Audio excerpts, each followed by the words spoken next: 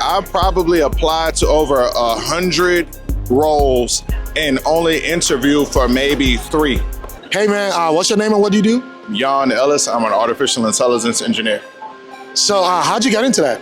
So I was actually recruited into the artificial intelligence program at the Prairie View University. The dean of the college was really excited about the program with data science and saw that I was capable of pursuing a 4-year plus 1 master's degree. And I was able to do a collaborative agriculture and electrical engineering project where I did groundwater reservation research to do predictive analysis using a linear regression model. Real fun. So it's interesting because I think you talked about being spotted and put into the program, but what was it initially that even made you want to do that? Diversity, equity, and inclusion within that space. There are not a lot of African-American men in the AI space at that level. My passion was to become a professor. I wanted to get my doctorate so that I can teach how simple it is to learn AI. I think a lot of people overestimate how difficult it is. It's quite literally just math equations with some data, and I pride myself on being a knowledge sharer within my community. So what did the process look like for you getting your first role as an AI engineer? Networking is important, but I would encourage people to have authentic conversations about their career and what they want to do. So I was in the PhD program, and unfortunately when the pandemic hit, my research funding got cut and I had to pay my bills. So I reached out and participated in conferences such as AfroTech, but also networking at local volunteer efforts and being around like-minded individuals in the space. A lot of credit to NSV, and I was able to network some individuals in the industry and afforded the opportunity to share my skill set and apply it and have intentional conversations about what I want to do with my career, where I wanted it to go.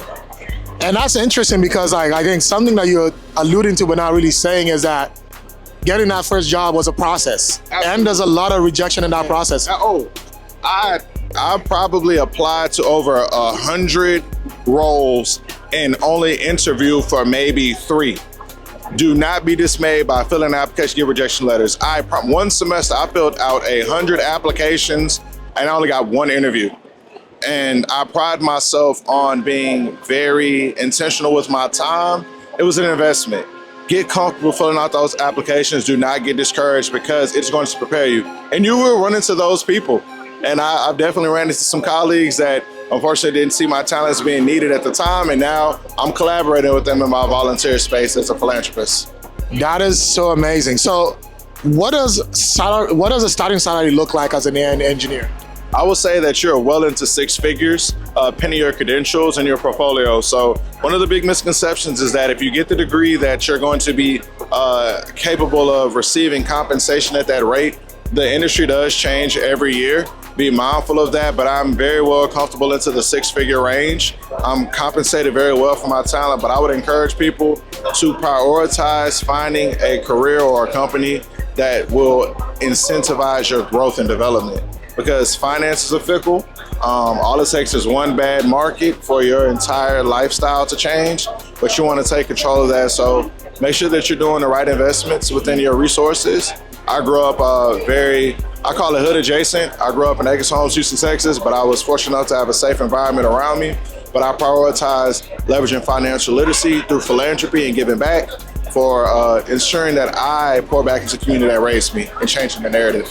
That is so important, changing the narrative. So what is one big mistake people should avoid in their resumes if you're looking for AI engineering roles? I would encourage people to avoid being vague in their resumes when they're involved with AI. You want to be very particular about what you reference in there. Speak clearly about the model work that you're doing, the analysis, as well as the model development, so that you can show the employer that you truly know your stuff. Be prepared to have like a portfolio or a particular case study that you've done, any POCs, but you want the artificial intelligence to reflect the development that you've done and or the research that you've done to contribute to the science.